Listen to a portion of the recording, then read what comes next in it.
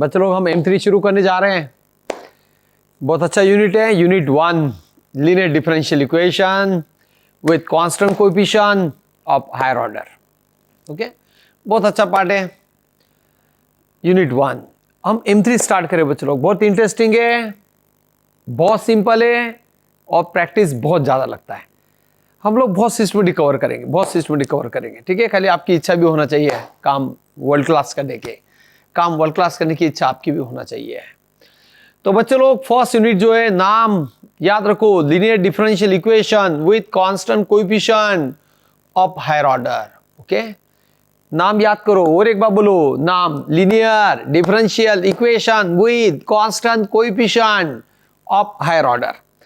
अभी ये नाम क्यों होता है, ये यूनिट को मैं समझाने वाला हूं, बच्चे लोग ध्यान दो। तो ये यूनिट में, ये बहुत अच्छा यूनिट है, बहुत बड़ा यूनिट है और मेथड्स है बहुत सारे, आपको सब चीजें सिस्टमेटिक करना है स्टेप वाइज। तो ये यूनिट में ये टाइप के डिफरेंशियल इक्वेशन हमें देखना है, ये फॉर्मेट में रहेंगे। ये फॉर्मेट को हम लोग ये टॉपिक का नाम देते हैं। फॉर्मेट एक बार समझाता हूं, बहुत प्रॉपर समझाता हूं, ध्यान दीजिए। कौन से फॉर्मेट के डिफरेंशियल इक्वेशन स्टडी करना है? a0 d raised to ny upon dx raised to n plus a1 d raised to n minus 1y upon dx raised to n minus 1 plus a2 d raised to n minus 2y upon dx raised to n minus 2 up to a and y is equal to f of x, where a0, a1, a2, an they are constant, and it is called as, this type of differential equation is called as linear differential equation with constant coefficient of higher order, that is order n। इसे ऐसा part क्यों बोलाता है? ये type के differential equation हम लोग देखेंगे बच्चे लोग। ये टाइप के डिफरेंशियल इक्वेशन को ये नाम होता है। सबसे पहले मुझे बताना है ऑर्डर n क्यों बोलते हैं, why it is of order n। Order means highest derivative, order means highest derivative. यहां पर हाईएस्ट डेरिवेटिव n है, इसलिए हम ऑफ हायर ऑर्डर बोलते हैं। विथ कांस्टेंट कोएफिशिएंट क्यों बोलते हैं? अरे बच्चे लोग, a0, a1, a2 up to n these are coefficient which are constant, इसलिए विथ कांस्टेंट कोएफिशिएंट बोलते हैं। इसे डिफरेंशियल इक्वेशन क्यों बोलते हैं? क्योंकि डेरिवेटिव टर्म्स है। और इसे लीनियर क्यों बोलते हैं? इसे लीनियर क्यों बोलते हैं बच्चे लोग? इसे लीनियर क्यों बोलते हैं? क्योंकि degree of this differential equation is 1। Degree का मतलब क्या होता है बच्चे लोग? ध्यान दो, अरे बच्चे लोग ध्यान दो। डिग्री का मतलब क्या होता है? ये जो हाईएस्ट डेरिवेटिव वाला टर्म है ना बच्चे लोग, हाईएस्ट डेरिवेटिव वाला टर्म, इसका पावर 1 है। ये पूरा टर्म का पावर 1 है, इसलिए इसे ऑफ डिग्री 1 बोलते हैं। डिग्री 1 मतलब लीनियर इक्वेशन होता है। जब भी डिग्री 1 होता है तो linear equation. So this differential equation is of higher order, that is order is n और degree is 1। Order means highest derivative. अभी हम जो सम देखेंगे आपके सिलेबस में, ऑर्डर 2 के सम रहेंगे, ऑर्डर 3 के सम रहेंगे, ऑर्डर 4 के रहेंगे, ऑर्डर 7 तक के सम देखेंगे आप, लेकिन सबका डिग्री कंपल्सरी 1 रहेगा, क्योंकि टॉपिक का नाम ही ये है लीनियर डिफरेंशियल इक्वेशन। तो मैंने सब बताया। इसे लीनियर क्यों बोलते हैं? डिग्री 1 है। डिफरेंशियल इक्वेशन क्यों बोलते हैं? डेरिवेटिव टर्म से। कांस्टेंट कोएफिशिएंट क्यों बोलते हैं? ये कोएफिशिएंट नंबर्स है। और हायर ऑर्डर मतलब ऑर्डर 1 से ज्यादा है, हम लोग पढ़ेंगे। ओके, इस चैप्टर का नाम है। अभी आप लोगों ने M2 में भी डिफरेंशियल इक्वेशन देखा है, या आपने ऑलरेडी स्टडी किया हुआ है ऑलरेडी पहले। इसका ऑर्डर 1 और डिग्री 1 होता है बच्चे लोग। Order 1 degree 1, order means highest derivative और इसका पावर 1 है। Order means highest derivative. अगर डेरिवेटिव dy बाय dx वाले टर्म की डिफरेंशियल इक्वेशन आपने ऑलरेडी देखा है, m plus n dy by dx equal 0, या dx से मल्टीप्लाई करोगे तो m dx plus n dy equal 0। ये टाइप के डिफरेंशियल इक्वेशन का पार्ट आपने ऑलरेडी देखा है ऑर्डर 1 का। अभी हम जो स्टडी करें ये ऑर्डर 1 से ज्यादा वाले डिफरेंशियल इक्वेशन का सॉल्यूशन फाइंड करा है। ऑर्डर 1 डिग्री 1 के लिए आपको मेथड्स याद आता होगा, variable separable, substitution, homogeneous, non homogeneous, exactness, reducible to exactness, linear form, reducible to linear. ये सब कॉन्सेप्ट आपने ऑलरेडी देखा हुआ है ऑर्डर 1 डिग्री 1 के लिए। अभी हम ऑर्डर 1 से ज्यादा के लिए देख रहे हैं। ऑर्डर 1 से ज्यादा, ऑर्डर मींस हाईएस्ट डेरिवेटिव 1 से ज्यादा, लेकिन डिग्री 1 वाला ही है। अभी जब ये टाइप के डिफरेंशियल इक्वेशन हमें देखना है, ये टाइप के डिफरेंशियल इक्वेशन अगर हमें देखना बच्चे लोग, तो इसको एक पर्टिकुलर फॉर्म में रिड्यूस किया जाता है और हम इसके आगे मेथड से इंट्रोड्यूस करते हैं। अगर कोई भी फॉर्म में इंट्रोड्यूस करना है तो सबसे पहले हम लोग क्या करते हैं बच्चों लोग, जहां पर डी बाई डी एक्स है, जहां पर डी बाई डी एक्स है, हम कैपिटल डी रिप्लेस करेंगे। ध्यान देना, we replace capital D for D by D X, क्योंकि एक पर्टिकुलर फॉर्मेट में ला रहे हैं, हर एक इक्वेशन हमें फॉर्म में लाना पड़ेगा। तो जब आप कैपिटल डी को डी बाई डी एक्स रखोगे तो क्या होगा, a0 capital D raise to N Y plus a1 capital D raise to N minus one Y plus a2 capital D raise to N minus two Y up to an y is equal to F of X. y common है सब में, अरे मैं y common लेने जा रहा हूं RHS में। तो first term a0 capital d raise to n plus second term a1 d raise to n minus one plus third term a2 capital d raise to n minus two up to an y is common equal to F of X. तो यहां पर सब जगह पर capital d है बच्चे लोग, इसलिए f of d into y is equal to F of x, f of d into y is equal to F of x. इतना अच्छा डिफरेंशियल। अभी f of d into y equal to F of x में आने के बाद में हम आगे सम के मेथड्स की तरफ इंट्रोड्यूस करेंगे, लेकिन ये बेसिक कैलकुलेशन है, हर एक सम में आपको ये वे से जाना ही पड़ेगा। Capital D for D by D x, capital D for D by D x, बहुत बेसिक है बच्चों, मुझे विश्वास है सबको समझ में आएगा। देखो कैपिटल डी को डी बाई डी एक्स रखने के बाद में क्या आता है, a0 बोलना चाहिए आपने, खाली सुनना नहीं। a0 capital D raise to N Y plus a1 capital D raise to N minus one Y plus a2 capital D raise to N minus two Y up to an y is equal to F of x. ये बहुत simple part है बच्चों लोग, कितना भी gap होने दो आपको, कितना भी ऐसा कभी बोलना नहीं मुझे मैथ्स आता नहीं, बच्चों लोग आप प्रॉपर मेथड समझो, हर बच्चे को समझ में आएगा। हम जिस टाइप से सीख रहे हैं हर बच्चे को समझ में आएगा, खाली बच्चे की इच्छा होना चाहिए, सिंसियरली काम करना चाहिए। ओके, आपको बहुत अच्छा समझ में आएगा। पूरा M3 आपको अप्लाइड मैथ्स है, समझना है और प्रैक्टिस करना है और अप्लाई करना है। तो आपको सब जगह पर y कॉमन है, इसलिए मैं यहां पे y कॉमन ले रहा हूं और बाकी पार्ट जो है ब्रैकेट में रख रहा हूं। यह सब जगह पर कैपिटल D है तो f of d into y is equal to F of x, f of d into y is equal to F of x.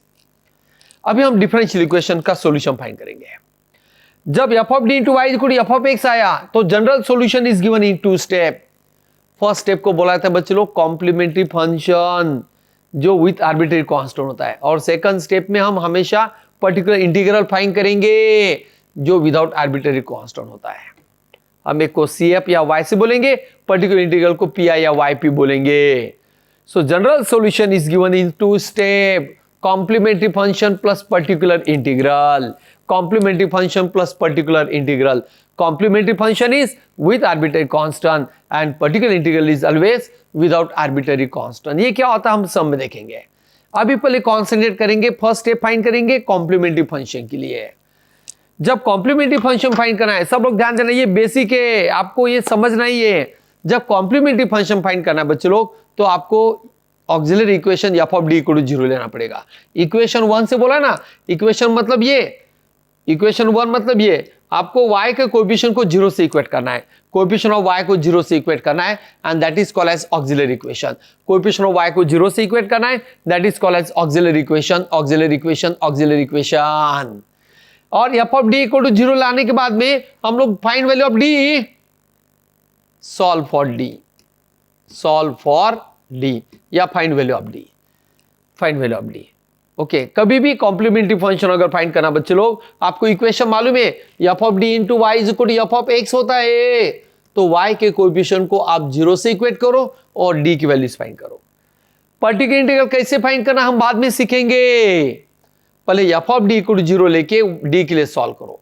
अभी d के लिए सॉल्व करने के बाद में आपको टोटल 4 केसेस आते हैं, 4 डिफरेंट पॉसिबिलिटीज। ओके, ये कैल्सी से फाइंड करना है बच्चों लोग, कैल्सी से कैसे फाइंड करना है डी की वैल्यूज, ये आपको यूट्यूब पर हमने ऑलरेडी हमारे चैनल पर दिया हुआ है, how to find value of d. तो मैंने ये 4 केसेस आपको लिख के दिए बच्चे लोग। 4 केसेस में से तो कोई तो भी एक केस आएगा, फॉर्मूला में वैल्यू रखो, आंसर आ जाएगा। बच्चे लोग एक पार्ट फाइंड करना बहुत आसान होता है। ये 4 केसेस दिए, 4 केस में से जो भी केस में डी का वैल्यू आया वो पर्टिकुलर फॉर्मूला अप्लाई करो और आपको आंसर मिल जाता है। तो अभी 4 केसेस कौन से, ये मैं सब आपको समझाता हूं बच्चे लोग, बहुत सिंपल है, बहुत सिंपल है बच्चे लोग। ये 4 केसेस क्या है ये मैं आपको समझाने जा रहा हूं। 4 केसेस क्या है ये मैं आपको समझाने जा रहा हूं। तो सबसे पहले फर्स्ट केस, डी का वैल्यू अगर m1 कॉमा m2 आया, मतलब roots are real and non repeated, real मतलब नंबर में आया और नॉन रिपीटेड मतलब सेम नहीं है, तो आप yc क्या लिखोगे बच्चे लोग? बहुत सिंपल है, c1 e raise to m1x, याद करना है साथ में c2 e raise to m2x, c1 e raise to m1x plus c2 e raise to m2x. c1 c2 are arbitrary constant, c1 c2 are arbitrary constant. अगर d का value गलती से आपको रियल और सेम आ गया, रियल और same आ गया, रियल और सेम रिपीट हो रहा है, तो व्हाट इज द yc? बच्चे लोग ध्यान देना, c1x plus c2 e raise to m1x. Same आ गया, दो बार आया तो c1x plus c2 e raise to m1x. अगर तीन बार रिपीट हुआ, बहुत सिंपल है बच्चों, कॉन्सेंट्रेशन करना, मैं आपको बहुत वर्ल्ड क्लास समझाऊंगा. अगर तीन बार रिपीट हुआ तो what is value of yc? अभी क्या रखेंगे? c1 की जगह पर जैसे c1x प्लस c2 रखा, तीन बार अगर रिपीट हुआ तो हम लोग रखेंगे बच्चों लोग c1x square plus c2x plus c3 e raise to m1x, e raise to m1x, e raise to 1x.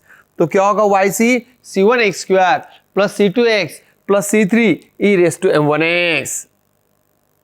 बच्चे लोग अगर चार बार रिपीट हुआ, अगर आपने बता दिया तो आपको फॉर्मूला याद, चार बार अगर आया तो क्या करोगे? c1x cube plus c2x square plus c3x plus c4 e raise to m1x, क्योंकि सब वैल्यू सेम है ना, तो आप एक ही लेंगे. तो बहुत सिंपल है बच्चे लोग, ये पार्ट आपको समझ में आया होगा. मैं और एक बार समझाता हूं, सिंपल नंबर लेके.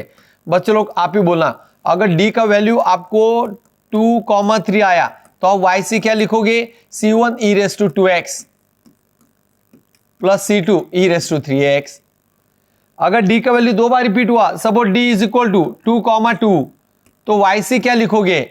c1x plus c2 e raise to 2x, c1x plus c2 e raise to 2x. अगर तीन बार रिपीट हुआ तो आपको मालूम है c1x square plus c2x plus c3 e raise to 2x, तीन बार रिपीट हुआ तो जितने d के वैल्यूज उतने आर्बिट्रेरी कांस्टेंट. दो d की वैल्यू है, दो आर्बिट्रेरी कांस्टेंट, दो d की वैल्यू है, दो आर्बिट्रेरी कांस्टेंट, तीन d की वैल्यू है, तीन आर्बिट्रेरी कांस्टेंट, तीन आर्बिट्रेरी कांस्टेंट. अभी d is equal to alpha plus minus i beta. बहुत सिंपल है बच्चों लोग. कॉम्प्लेक्स रूट कैलकुलस से मिल जाता है, आपने 10th स्टैंडर्ड में देखा है आपको कॉम्प्लेक्स रूट्स कब मिलते हैं, तो ये कभी भी प्लस माइनस के फॉर्म में मिलते हैं. क्यों? आपको बेसिक फॉर्मूला मालूम है क्वाड्रेटिक इक्वेशन के लिए है. तो जब भी d की वैल्यू फाइंड करते हैं तो ये alpha plus minus i beta के फॉर्म में अगर आया, अल्फा को बोलते रियल पार्ट, बीटा को बोलते imaginary part. I is called as imaginary unit. I की वैल्यू रूट ऑफ -1 आता है बच्चों लोग. अल्फा को रियल पार्ट, बीटा को इमेजिनरी पार्ट. आई के साथ इसलिए इमेजिनरी पार्ट, अल्फा को रियल पार्ट. पूरा ध्यान देना, डायरेक्ट सेकेंड वाले होगा या रेगुलर बच्चे. बीटा इमेजिनरी पार्ट, आई के साथ आता है इसलिए इमेजिनरी पार्ट, आई के साथ इसलिए इमेजिनरी पार्ट. बोलो बच्चे लोग yc e raise to alpha x, e raise to alpha x. बोलो c1 cos beta x plus c2 sin beta x, e raise to alpha x, c1 cos beta x plus c2 sin beta x. बहुत simple है, alpha plus minus i beta के form के लिए. Alpha plus minus हमेशा conjugate pair में exist होता है, इसे प्लस माइनस पेयर को बोलते हैं हम कॉन्जुगेट पेयर. कॉम्प्लेक्स नंबर भी से कॉन्जुगेट पेयर बोलते हैं. ओके, ये आपको कैलकुलस से मिल जाता है या बेसिक फॉर्मूला है, minus b plus minus root of b square minus 4 upon 2a के लिए. वो कैसे होता है हम लोग बाद में देखेंगे बच्चे लोग. अभी मैं आपको ये फॉर्मूला याद करवाया. सेम कॉम्प्लेक्स और रिपीट अगर हुआ, जैसे रियल और रिपीट है वैसे कॉम्प्लेक्स और रिपीट, बहुत अच्छे कंसेप्ट है. तो yc क्या होगा? सेम चेंजेस लाएंगे, e raise to alpha x as it is. Repeated के लिए मालूम है, रिपीटेड के लिए आप दो बार रिपीट हुआ तो c1 की जगह c1x प्लस c2 रखते हैं. Same e raise to alpha x as it is, c1 is replace by c1x plus c2 cos beta x plus c2 की जगह पर क्या रखोगे? c3x plus c4 sin beta x, e raise to alpha x, c1x plus c2 cos beta x plus c3x plus c4 sin beta x. तो इस type से हम लोगों ने ये चार केसेस. अभी कोई तो भी एक केस में आंसर आएगा, फॉर्मूला यूज करो, आंसर मिल जाता है. मतलब आपको आधा सम हो जाता है बच्चे लोग। और देखो कितना सिंपल है, फॉर्मूलीज आपको याद रखना है। ओके, अभी ये फॉर्मूले याद करने के तरीका क्या है वो मैं समझा रहा हूं। बच्चे लोगों को याद हो गया होगा, थोड़ा सा एक बार याद कर लो। मैं आपको ये पार्ट बॉक्स के फॉर्म में देने वाला हूं, आपको याद आता है कि नहीं वो सोचना है।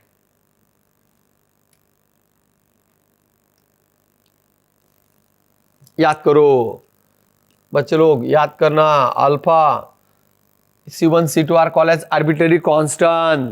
C1 C2 are called as arbitrary constant.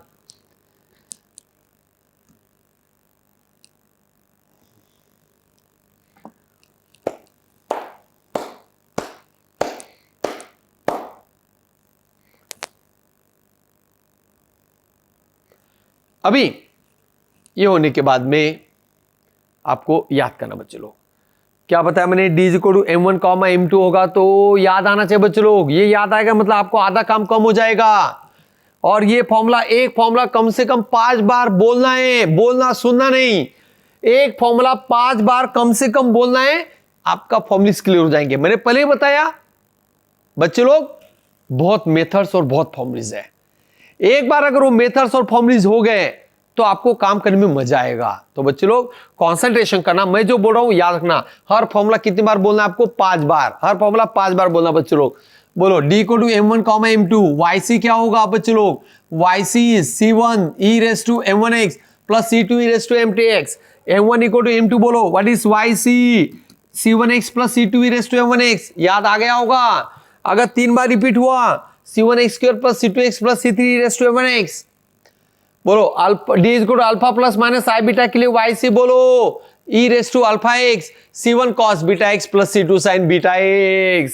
और कॉम्प्लेक्स और रिपीटेड के लिए बोलो बच्चे लोग e raise to alpha x, C1x plus C2 cos beta x plus C3x plus C4 sin beta x। मुझे विश्वास है हर बच्चे को समझ में आया होगा, हर बच्चे को समझ में आया होगा।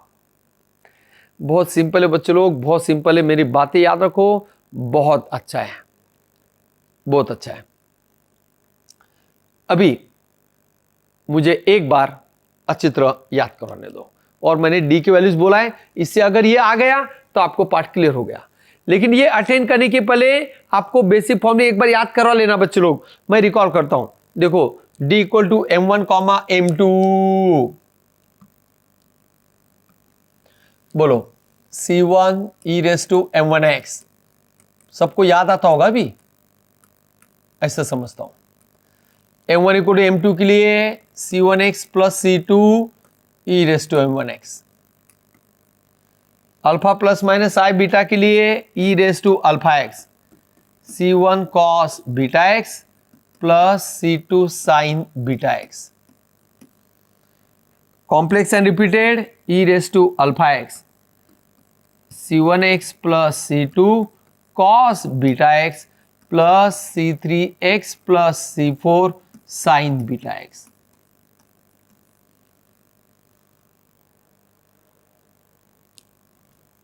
अभी यहां पर बोलो, जब d का वैल्यू -2, 3 होगा तो yc बोलो C1 e raise to -2x plus C2 e raise to 3x। याद आता होगा बच्चे लोग? यहाँ पे ऐसा सोचना नहीं कि मुझे मैथ्स आता नहीं, ऐसा कुछ नहीं होता। आपको अप्लाई करना है, फॉर्मूला मालूम है, अप्लाई करो। अभी d का वैल्यू 4 मतलब M1 इक्वल टू M2 आएगा। बोलो C1x plus C2 e raise to 4x। Alpha plus minus by i beta, alpha मतलब real part 1/2, coefficient of i वाला इमेजिनरी पार्ट, तो e raise to 1/2x। C1 cos beta मतलब root of 3/2x plus C2 sine of root of 3/2x। Alpha is called as real part and coefficient of i is called as imaginary part. यहां पर real and repeat, complex and repeated है, 2 real part, e raise to 2x। Bracket में बच्चे लोग बहुत simple है, C1x plus C2 cos 3x बराबर है, प्लस सेकंड ब्रैकेट में क्या लोगे? C3x plus C4 sin 3x। In this way we get the basic part. Okay, अभी ये अगर क्लियर हुआ तो अभी हम लोग बहुत जल्दी CF के सम लेंगे, उससे पहले थोड़ा सा PI का पार्ट इंट्रोड्यूस कर लेता हूं। जो बच्चों को याद नहीं आता आप यहां से रिकॉल कर लो। अगर ये आ गया तो आपका एक सेशन परफेक्ट है, ऐसा समझूंगा। मैं तो बोला हूं कि साहब बार बार याद करना बच्चे लोग, ये अगर याद हो गया तो ही आप आगे जा सकते हैं, तो ही आप आगे जा सकते हैं।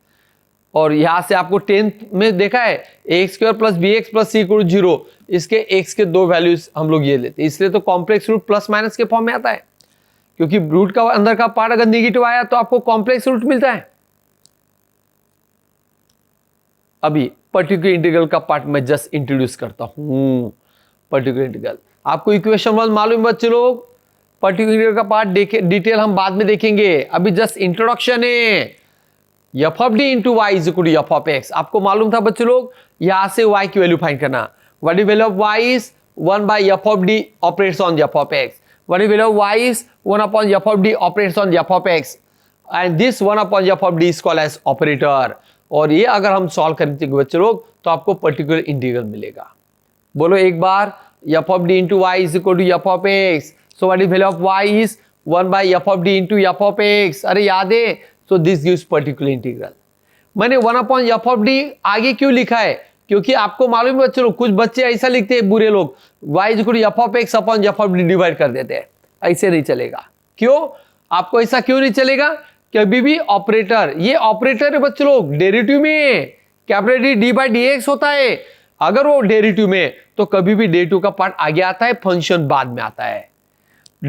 ऑपरेटर पहले आता है, फंक्शन बाद में आता है। d/dx of sin x, integral of sin x, कभी भी ये ऑपरेटर है, ये ऑपरेटर ये कभी भी पहले आते हैं और फंक्शन बाद में आता है। इसलिए मैंने ऑपरेटर पहले लिखा, फंक्शन बाद में लिखा, फंक्शन बाद में लिखा। इस टाइप से हम लोग कभी ऐसा फंक्शन आगे और ऑपरेटर बाद में ऐसा कभी लिखते नहीं। ऑपरेटर कभी भी शुरुआत में होता है, फंक्शन कभी भी बाद में होता है। So what is the value of particular integral? बोलो बच्चे लोग, f(d) * y = f(x). f(d) * y = f(x). This implies value of y is 1/f(d) * f(x). 1/f(d) * f(x) gives particular integral। अभी मैं इस पर सम लेता हूं। ओके, आपको CF समझने के लिए हम लोग कुछ सम्स लेंगे। आपको अच्छा लगेगा बच्चे लोग, ध्यान दीजिए। आपको अच्छा लगेगा बच्चे लोग, ध्यान दीजिए। मैंने बेसिक पार्ट समझा दिया। अभी बेसिक जब तक होता नहीं तब तक सम को हाथ नहीं लगाना। ओके, अगर बेसिक क्लियर हुआ तो धीरे धीरे लेवल बढ़ेगा। अभी धीरे धीरे लेवल बढ़ेगा, आपको कुछ प्रॉब्लम नहीं आएगा, लेकिन आपको बेसिक फॉर्मूलाज आना चाहिए बच्चे लोग।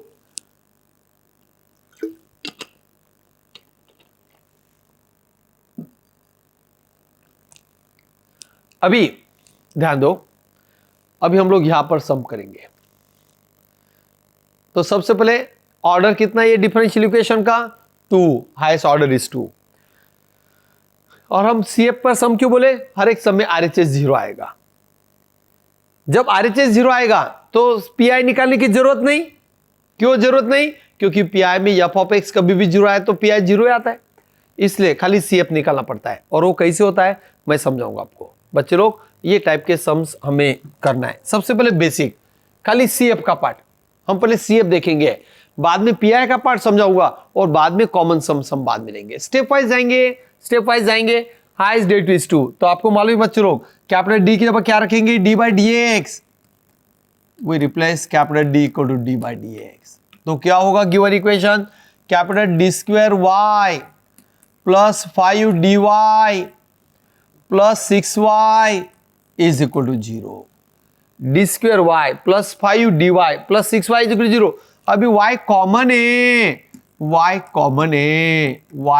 है बच्चे लोग।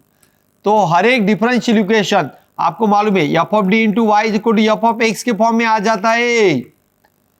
ये रिड्यूस करना कंपलसरी हर एक सम में, अभी हम लोग क्या करेंगे, फर्स्ट स्टेप में ऑक्सिलरी इक्वेशन लेके d की वैल्यू फाइंड करेंगे।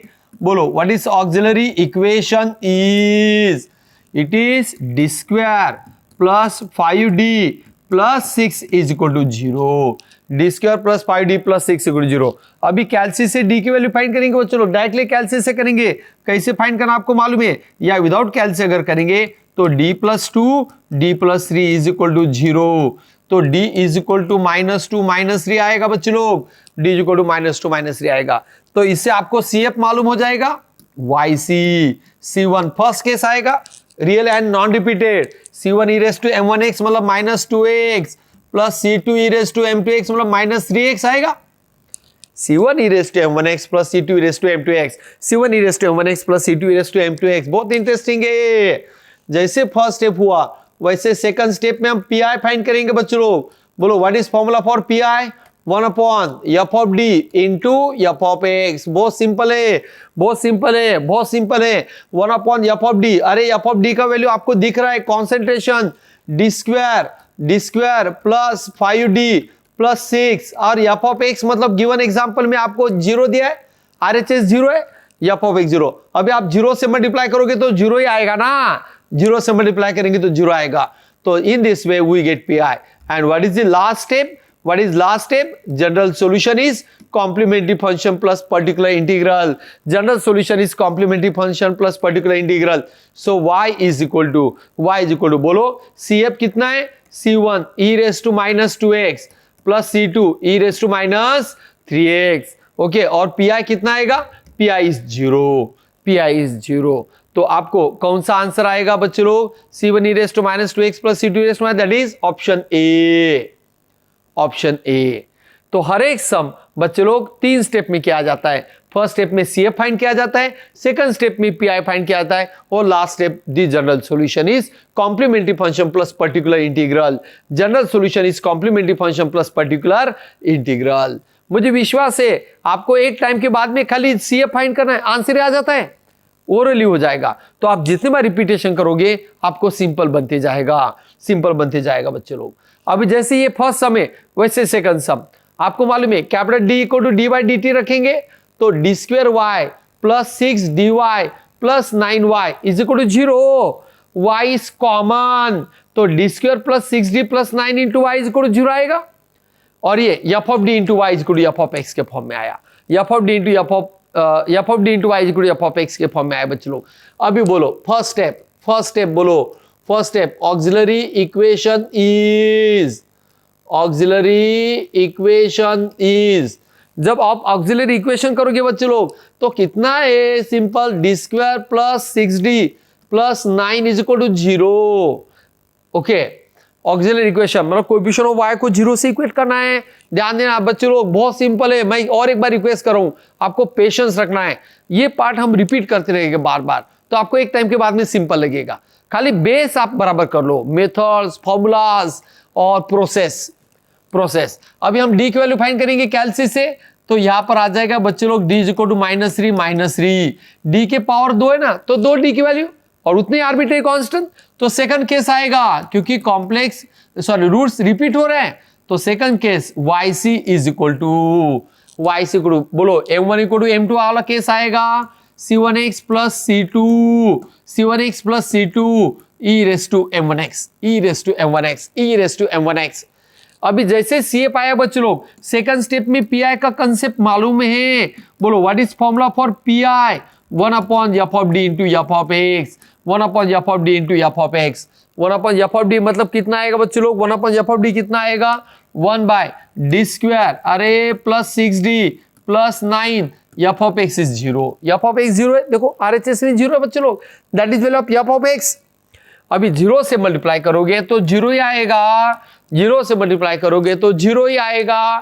सेकंड स्टेप होने के बाद में third step general solution is complementary function plus particular integral.